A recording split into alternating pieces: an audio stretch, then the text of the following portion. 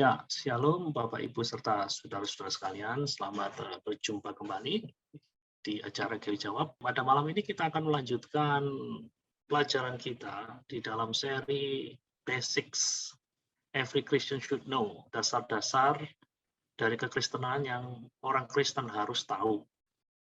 Jadi topik kita pada malam ini adalah What is sin? What is sin? What is sin? Yang kita hendak bicarakan secara lebih khusus lagi di sini adalah kita ingin belajar pemahaman mengenai dosa dari sudut pandang Alkitab dan juga teologi Kristen. Nah, sebelum kita membahas mengenai apa itu dosa, jadi pertama-tama kita harus melihat bahwa dosa itu adalah sebuah realitas. Dosa adalah sebuah kenyataan yang tidak bisa kita sangkal. Karena dosa itu begitu nyata, real di dalam kehidupan kita. Jadi bukti-bukti bahwa dosa itu ada dan nyata, real dalam kehidupan kita, bisa kita lihat pertama-tama dari alam semesta yang menyatakannya. Seluruh alam semesta menyatakan ada sesuatu yang sepertinya keliru ya. Ada suatu masalah besar sepertinya di alam semesta ini. Contohnya adanya sakit penyakit. Contohnya adanya penderitaan. Contohnya adanya ketidakadilan. Orang yang kaya oleh karena melakukan perbuatan dosa, kok sepertinya hidupnya enak, matinya enak. Sementara orang benar, sepertinya kok justru mengalami kehidupan yang sulit, dan kadang-kadang matinya juga nggak enak. Ada ketidakadilan.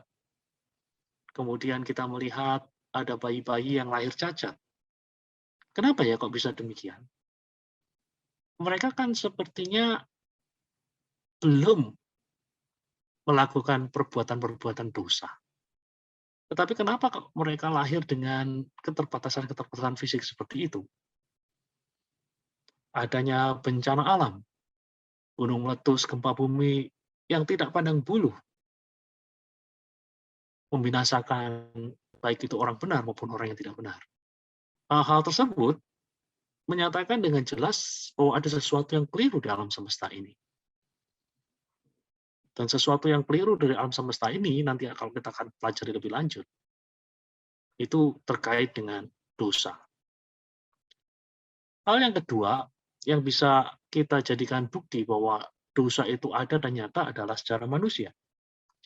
Sejarah manusia menyatakan bahwa sejarah dunia ini berjalan bukan dalam garis yang nyaman, aman, penuh kedamaian. Nggak seperti itu. Kalau kita melihat sejarah manusia secara utuh, yang kita lihat di sana adalah adanya kekacauan dan kebingungan. Adanya perang dan penumpahan darah. Ada keserakahan dan kebejatan moral. Kita melihat contoh yang paling gamblang. Perang Dunia Kedua. Khususnya di Eropa. Ada seorang yang dikenal oleh karena kekejamannya, oleh karena kejahatannya, namanya Hitler. Hitler bertanggung jawab terhadap kematian dari 6 juta orang Yahudi selama terjadi Perang Dunia Kedua dari tahun 1939 sampai tahun 1945. Kok ada ya manusia seperti itu? Sejarah manusia begitu kelam. Itu hanya salah satu contoh saja pembinasaan bangsa Yahudi selama Perang Dunia Kedua. Belum lagi dengan hal-hal yang lain. Di era 90-an, ketika terjadi perpecahan di negara-negara Balkan, kita melihat hal-hal yang juga tidak kalah mengerikan. Adanya pembinasaan secara massal dari orang-orang Bosnia, Herzegovina. Sesuatu yang membuat dunia shock. Dan ada banyak hal yang lain. sejarah manusia menyatakan ada sesuatu yang keliru di dalam diri manusia dan alam semesta ini. Dan itu terkait dengan dosa. Mari kita lihat hal yang ketiga. Bukti bahwa dosa itu real, bukti bahwa dosa itu ada dan nyata, bisa kita lihat dari pengalaman manusia. Pengalaman manusia menyatakan keberadaan dari dosa itu. Ketika manusia membaca daftar dosa yang dicantumkan di dalam Alkitab, contohnya seperti yang kita baca di dalam Roma 1 ayat 21 sampai 32. Kalau saudara baca, di sana ada daftar dosa, mulai dari yang sangat-sangat serius, seperti homoseksualitas, sampai pada katakanlah sesuatu yang biasa dilakukan oleh manusia ketika mereka masih kanak-kanak, tidak menghormati orang tua, dan hal-hal yang lain sebagainya. Nah, kalau kita membaca Roma 1 ayat 21-32, di sana kita melihat, kalau kita membaca dengan teliti, ada kesimpulan yang tidak dapat kita hindarkan bersama-sama. Kalau kita lihat daftar itu, paling tidak dari daftar itu kita bisa menjumpai bahwa kita pernah melakukan hal tersebut. Kita pernah melakukan tindakan dosa tersebut. Jadi jangan heran bila Seneca adalah seorang filsuf bijak yang hidup lebih dari 1.500 tahun silam, pernah berkata, kita semuanya jahat. Apa yang dituduhkan kepada orang lain dapat dengan mudah ditemukan di dalam pangkuan diri kita sendiri. Kita semua jahat. Nah, itu loh. Apa yang kita tuduhkan kepada orang lain dapat dengan mudah ditemukan di dalam pangkuan diri kita sendiri. Kita berkata bahwa orang lain itu penipu. Secara tidak langsung di dalam hati kecil kita, nurani kita membisikkan kepada diri kita bahwa kamu pun juga pernah menipu. Kamu pemarah. Hati nuranimu juga berbisik kepadamu. Kamu pun juga pernah marah, bukan?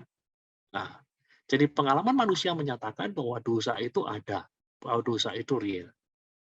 Kemudian kita akan melihat hal yang keempat, bukti bahwa dosa itu ada dan nyata adalah dari hati nurani. Jadi pada saat seseorang melakukan hal yang tidak benar, hati nuraninya mulai mengganggunya. Hukum hati nurani ini merupakan bukti dari realitas atau dari keberadaan dosa tersebut.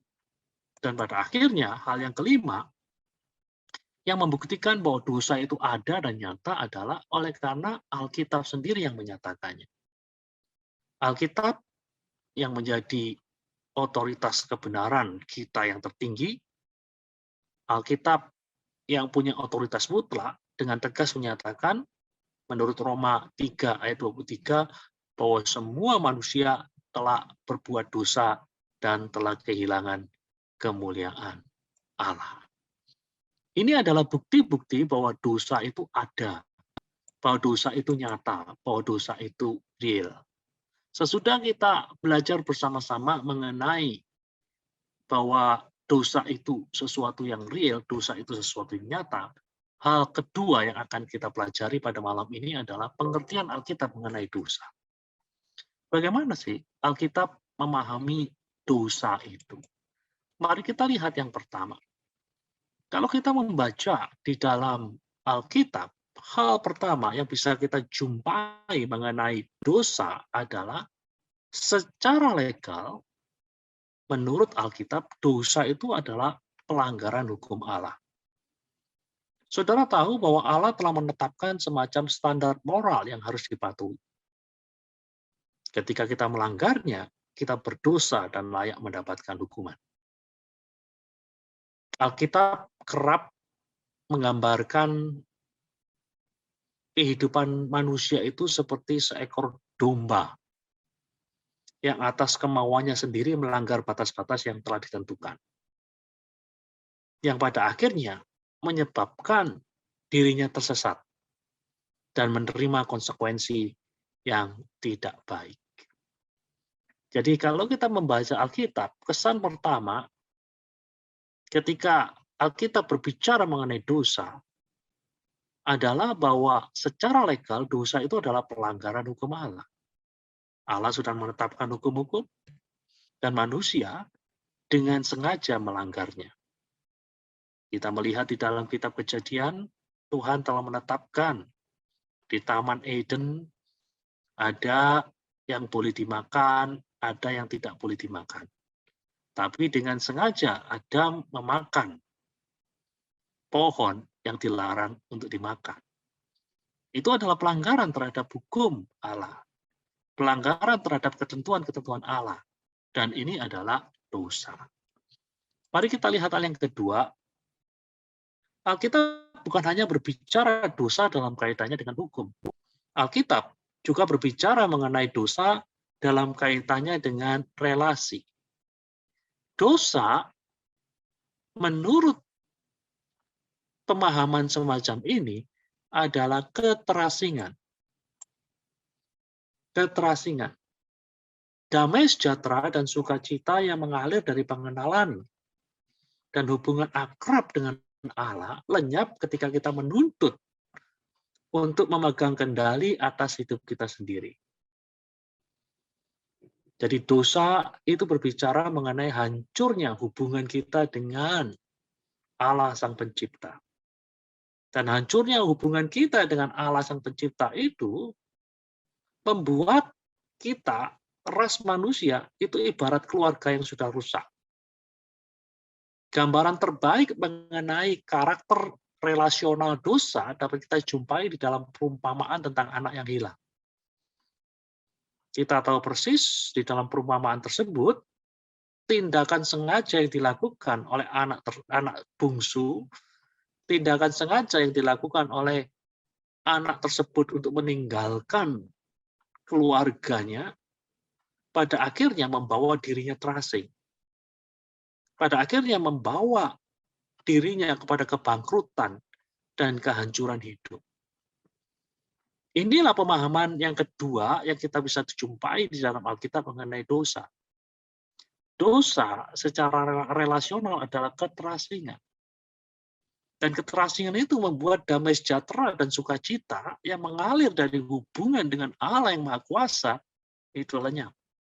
Di dalam kehidupan orang-orang yang berdosa, tidak ada sukacita sejati, tidak ada damai sejahtera yang sejati. Mari kita lihat hal yang ketiga, bagaimana Alkitab memahami dosa. Alkitab memahami dosa bukan hanya secara hukum, bukan hanya secara relasional, namun Alkitab juga memahami dosa dalam kaitannya dengan volisional. Kalau saya berbicara mengenai volisional di sini, yang saya maksudkan adalah hal yang terkait dengan kemampuan untuk memilih. Dosa di dalam pengertian semacam ini adalah perbudakan. Jadi secara volisional, dosa adalah perbudakan. Jadi dosa membuat manusia tidak mampu. Membuat manusia tidak sanggup untuk menguasai dirinya sendiri, sehingga pada akhirnya dia terjebak untuk melakukan pilihan-pilihan yang keliru, pilihan-pilihan yang tidak sesuai dengan kehendak Allah. Inilah yang disebut dengan dosa secara volisional. Jadi manusia diperbudak kehendaknya sedemikian rupa, sehingga dia tidak sanggup untuk melakukan apa yang sesuai dengan kehendak Allah secara sempurna. Jadi inilah 3 pengertian mengenai dosa yang bisa kita jumpai di dalam Alkitab. Dosa adalah pelanggaran terhadap hukum Allah, dosa adalah keterasingan, dosa adalah perbudakan. Hal yang ketiga yang ingin kita pelajari adalah jangkauan dari dosa. Dosa itu sifatnya adalah universal. Tidak ada seorang pun yang benar, seorang pun tidak. Begitu yang ditulis oleh Rasul Paulus dalam Roma 3 ayat 10. Bahkan di dalam Roma 5 ayat 19 kita melihat firman Allah mengatakan, oleh tidak taatan satu orang, semua orang telah menjadi berdosa. Jadi dosa itu sifatnya universal. Semua manusia telah tercemar. Tidak ada manusia yang tidak tercemar. Di sini mungkin muncul pertanyaan dari benak Anda. Memang mudah bagi kita untuk memahami universalitas dosa ketika kita beranjak dewasa. Ya, ketika kita dewasa, ya gampanglah kita bisa menjumpai, nggak ada orang yang sempurna. Itulah sebabnya ada pepatah di dalam bahasa Inggris, nobody's perfect. Tidak ada manusia yang sempurna. Itu berarti bahwa semua orang itu pernah berbuat dosa. Itu kalau seseorang itu katakanlah sudah katakanlah hidup beranjak dewasa. Nah, ketika kita beranjak dewasa seperti yang saya katakan tadi, kita harus mengakui bahwa kita pernah khilaf dan berbuat dosa. Namun bagaimana dengan bayi yang baru lahir? Apakah mereka berdosa juga? Bukankah John Locke, seorang filsuf Inggris, pernah berkata bahwa bayi yang baru lahir itu ibarat kertas yang masih bersih, belum tercemar apa-apa. Ini pertanyaan yang mungkin mengganggu beberapa orang di antara kita. Kalau dosa itu universal, dosa itu ada di dalam kehidupan semua manusia, gimana dengan bayi-bayi itu? Jawaban saya adalah begini. Nah, bayi-bayi tersebut, di dalam diri bayi-bayi tersebut sudah ada benih. Benih dosa.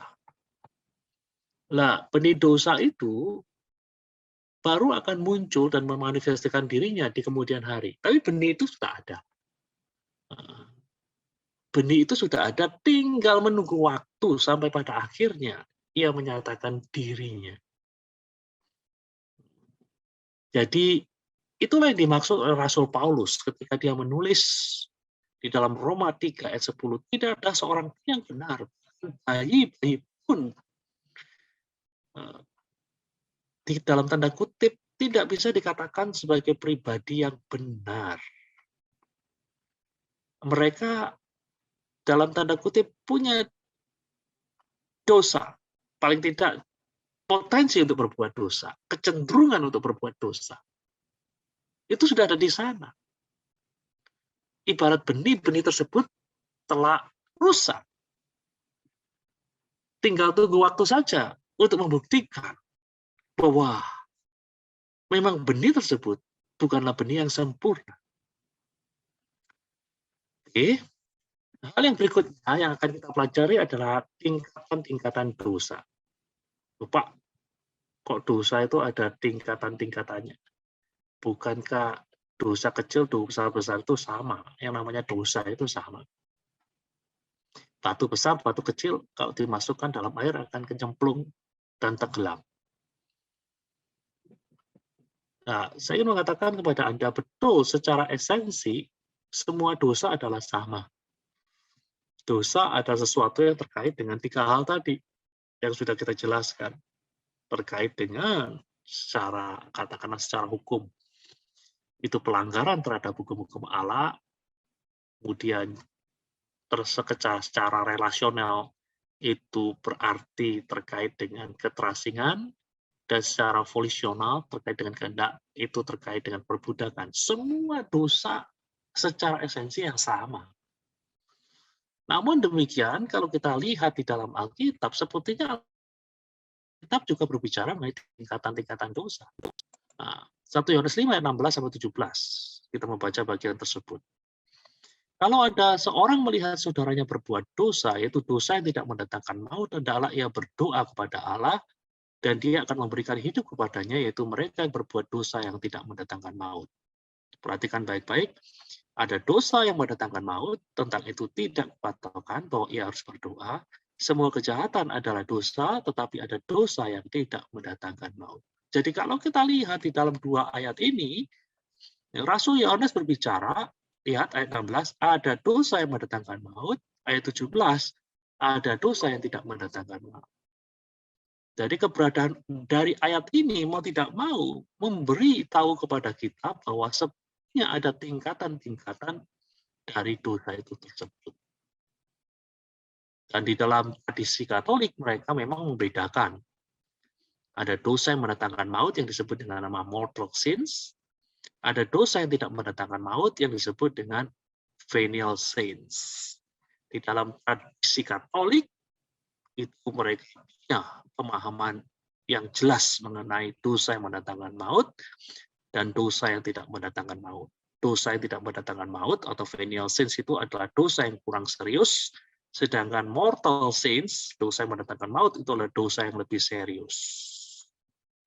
Dalam pemahaman Katolik, venial sins, kalau sudah lihat ya ini status orang yang tidak berbuat dosa. Di antara Allah dan manusia itu ada persekutuan yang sempurna. Ini state of grace itu.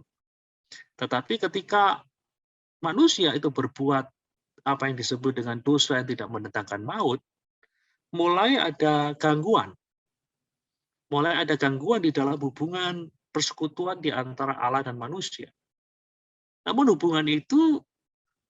gangguan hubungan tersebut tidak sampai membuat Anda terlempar dalam lingkaran kasih karunia. Jadi ketika Anda melakukan dosa yang tidak mendatangkan maut, dosa itu tidak membuat Anda, dalam tanda kutip, kalau mati kehilangan keselamatan, tapi hanya sekedar mengganggu hubungan Anda dengan Allah. Tetapi ketika Anda melakukan mortal sins, dosa yang mendatangkan maut, di dalam tradisi Katolik dikatakan bahwa Anda sudah berada di luar kasih karunia. Jadi kalau Anda mati dalam kondisi seperti ini dan Anda tidak melakukan pertobatan yang serius, ya maka Anda tidak akan mengalami keselamatan. Nah, di dalam tradisi Protestan saya sepertinya tidak ada pembedaan-pembedaan yang tegas, penjelasan-penjelasan yang mendetail mengenai apa itu dosa yang mendatangkan maut dan dosa yang tidak mendatangkan maut.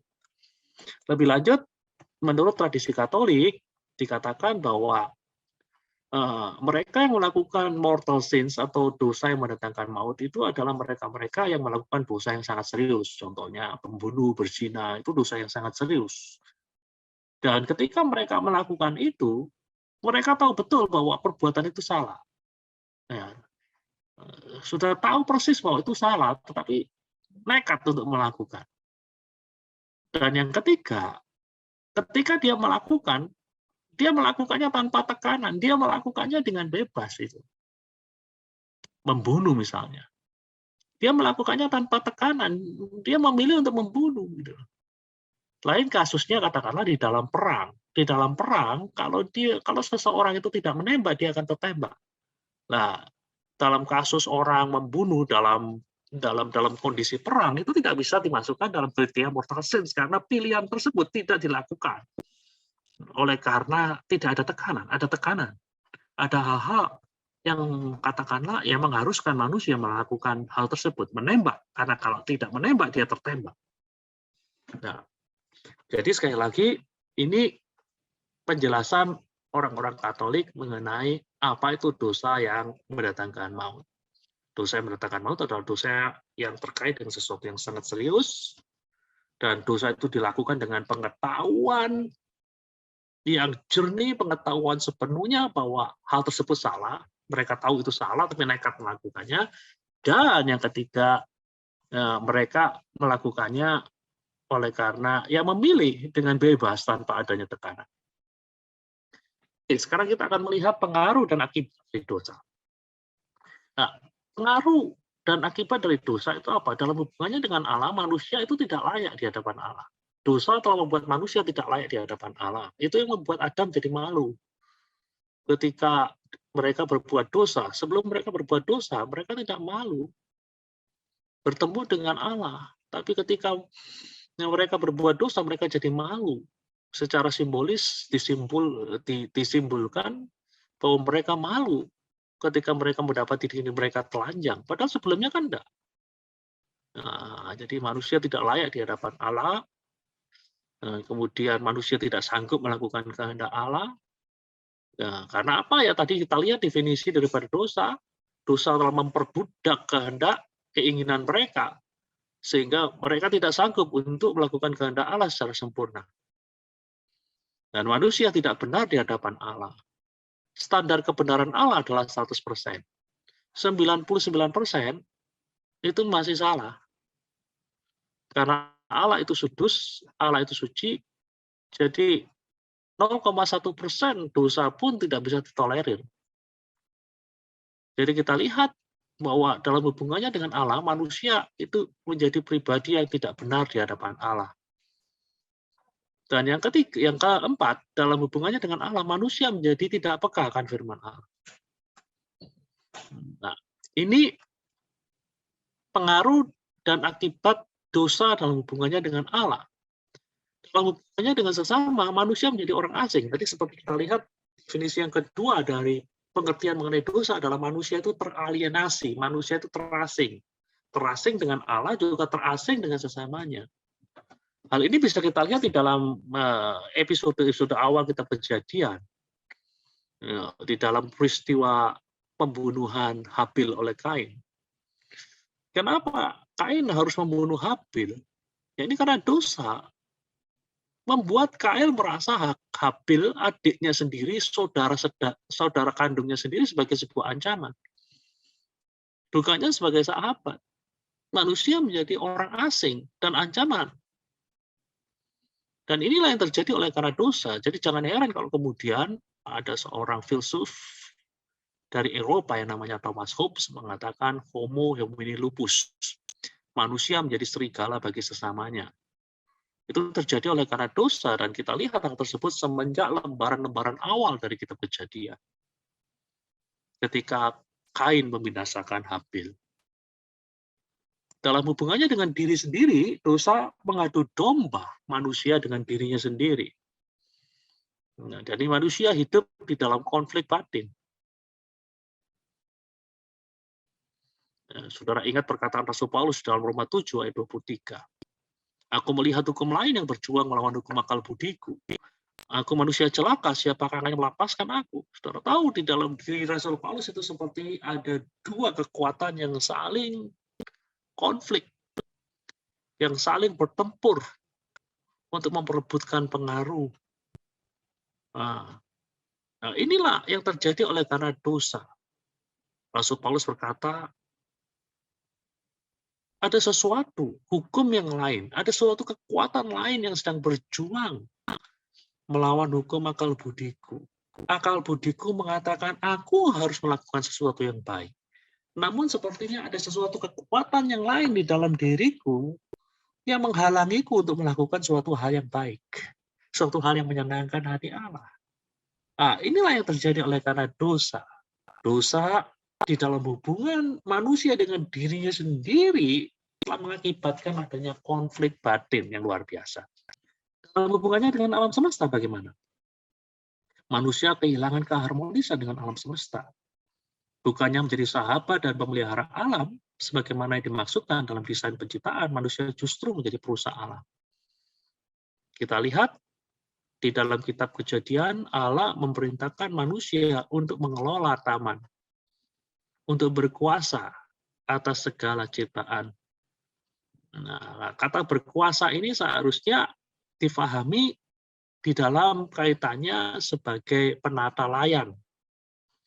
Jadi maksudnya manusia diharapkan menjadi mitra Allah, untuk menjadi sahabat, untuk menjadi pemelihara alam yang diciptakan oleh Allah. Namun kenyataannya justru sesuatu yang sebaliknya. Bukan menjadi pemelihara alam, namun justru menjadi perusak alam. Dan hal inilah yang kemudian membuat manusia justru harus menuai hal-hal yang tidak baik. COVID-19 sebagai contoh, menurut beberapa pakar itu terkait dengan ketidakmampuan dari manusia untuk bersahabat dengan alam secara bijak. Ada binatang-binatang yang seharusnya ada di hutan, namun bukan ditaruh di hutan, namun ditaruh di dalam. Katakanlah, kalau kita mengacu kepada peristiwa di Wuhan, kita lihat ada binatang-binatang liar yang seharusnya bukan untuk dimakan, namun kemudian di sana dijadikan bahan makanan, ditaruh di dalam kerangkeng-kerangkeng yang berdekatan dengan kehidupan manusia, dan dari situlah kemudian terjadi transmisi COVID. Ya, jadi kita melihat hal-hal yang seperti ini, belum lagi dengan kerusakan iklim. yang telah mengakibatkan banyak hal yang merugikan manusia. Banjir, tanah longsor, dan banyak hal yang lain. Dalam hubungannya dengan waktu, dosa telah menyebabkan manusia itu kehilangan kemampuannya untuk hidup kekal. Jadi hari-harinya jadi terbatas. Nah, kita lihat di dalam kitab Kejadian, Allah berfirman, kalau kamu memakan pohon pengetahuan yang baik dan jahat ini, kamu akan mati. Nah, jelas Adam dan Hawa telah melalui batas yang sudah dilarang oleh Allah dan akibatnya mereka jadi mati. Mereka kehilangan keabadian. Jadi kita melihat manusia memang diciptakan sebagai makhluk mortal ya. Dari awal manusia diciptakan sebagai makhluk mortal. Mortal maksudnya makhluk yang dapat mati. Dari mana kita tahu? Ya dari gambaran simbolis yang kita lihat di dalam kitab Kejadian, di mana manusia digambarkan, manusia itu diciptakan dari debu tanah. Debu tanah kalau kita melihat di dalam pemikiran Ibrani, itu merujuk pada sesuatu yang mortal, sesuatu yang dapat mati. Jadi sebenarnya dari awal manusia itu dapat mati. Hanya manusia itu, kalau kita lihat di dalam kitab Kejadian, ditaruh di dalam Taman Eden. Dan di dalam Taman Eden, itu ada pohon kehidupan. Nah, pohon kehidupan itulah yang membuat manusia itu abadi. Selama manusia itu hidup sesuai dengan ketentuan-ketentuan dan kehendak Allah. Ketika Adam dan Hawa jatuh ke dalam dosa, mereka diusir dari taman. Dan ketika mereka diusir dari taman, mereka tidak punya akses. Untuk akses kemana? Akses pada pohon pengetahuan, pohon dan kehidupan tersebut yang membuat hidup mereka abadi. Alkitab mengatakan, ketika mereka terusir dari taman, mereka pada saat yang sama, ya mulai kehilangan keabadian, kehilangan kekekalan. Hari-harinya jadi terbatas. Jadi dosa di dalam hubungannya dengan waktu membuat manusia itu hari-harinya terbatas. Anda dan saya ini sedang antri kemana? Antri masuk kuburan. Nah, itu loh. Nah, ini semua terjadi oleh karena apa? Oleh karena dosa. Dan ketika kita semua tahu bahwa kita nanti semuanya pada akhirnya akan mati, itu yang membuat kita jadi gelisah. Itu yang membuat banyak hal yang tidak baik di dalam dunia ini. Jadi kalau kita telusuri segala hal yang ada di dunia ini, semuanya ujungnya ya ini karena manusia takut mati. Karena manusia takut mati, dia jadi serakah. Jadi serakah. Pokoknya dirinya sendiri bisa hidup, yang lain nggak hidup, emangnya gue pikirin. Gitulah. Jadi dalam hubungannya dengan waktu, dosa telah membuat manusia kehilangan keabadian. Dan hukuman dan solusi atas dosa. Kita lihat, hukuman dosa itu jelas, yang pertama dalam bentuk kematian jasmani. Itu jelas. Adam dan Hawa beserta keturunannya sudah mengalami hal tersebut, kematian jasmani. Namun hal yang lebih mengerikan bukanlah kematian jasmani. Hukuman dari dosa yang paling mengerikan adalah kematian kekal, yang kerap dilukiskan dalam bentuk kehidupan di dalam sebuah keberadaan yang disebut dengan nama neraka. Hell. Nah, itu hukuman dari dosa. Solusi dari dosa kalau gitu apa ya? Kita sudah banyak belajar mengenai dosa. Nah, solusi Allah bagi dosa manusia itu tampak dalam 3 kata yang terdapat di dalam sebuah bagian di dalam Alkitab. Yang mengatakan dari 3 kata, solusi dari dosa adalah percaya kepada Yesus Kristus. Roma 3 ayat 25 dan 26. Yang mengatakan Kristus Yesus telah ditentukan Allah menjadi jalan pendamaian karena iman dalam darahnya. Hal ini dibuatnya untuk menunjukkan keadilannya karena ia telah membiarkan dosa-dosa yang telah terjadi dahulu pada masa kesabarannya. Maksudnya ialah untuk menunjukkan keadilannya pada masa ini supaya nyata. Ia benar dan juga membenarkan orang yang percaya kepada Yesus. Jadi ketika manusia percaya kepada Yesus, maka dia dibenarkan oleh Allah. Jadi solusi terhadap masalah dosa bukan dengan menambah amal perbuatan baik kita, bukan.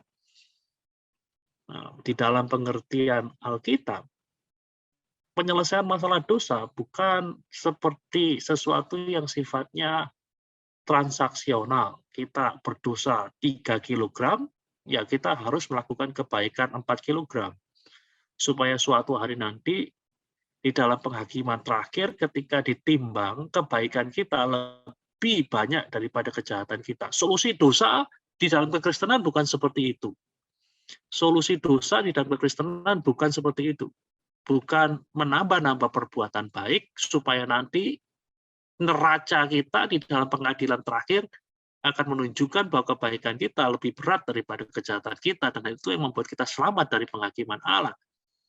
Bukan itu jalan yang ditempuh oleh kekristenan. Kekristenan mengatakan bahwa keselamatan itu semata-mata anugerah Allah. Hal yang perlu dilakukan oleh manusia adalah percaya kepada karya Kalvari. Percaya kepada karya Yesus Kristus di atas Kalvari. Nah, saudara-saudara sekalian, mahal. Kalvari itu mahal. Tuhan yang Maha Kuasa menciptakan alam semesta itu hanya dengan firman-Nya. Alam semesta yang luar biasa ini, sudah lihat ya. Kalau saudara-saudara nonton film-film yang ditampilkan di katakanlah National Geographic mengenai alam semesta, wow, itu luar biasa. Hal yang luar biasa itu, planet-planet, galaksi, itu diciptakan oleh Allah hanya dengan firman-Nya. Tetapi untuk menyelesaikan masalah dosa, Allah tidak bisa hanya mengatakan dengan firman-Nya selesai. Enggak. Yang kita lihat di dalam kitab suci adalah Dia mengutus putranya, Yesus Kristus, untuk mati di atas kayu salib. Mahal. Jadi kita percaya kepada Yesus, percaya kepada karya Kalvari itu yang akan membuat salah dosa kita selesai. Jadi ketika kita menerima anugerah keselamatan di dalam Kristus Yesus dengan iman, secara legal, kita menerima pengampunan, pembenaran, dan status baru sebagai anak-anak Allah. Karena kita telah diadopsi sebagai anak oleh Bapa. Ini adalah gambaran-gambaran imajeri, gambaran-gambaran kiasan yang menggambarkan apa yang akan dialami oleh orang-orang percaya ketika mereka menerima karya keselamatan di dalam Tuhan Yesus Kristus.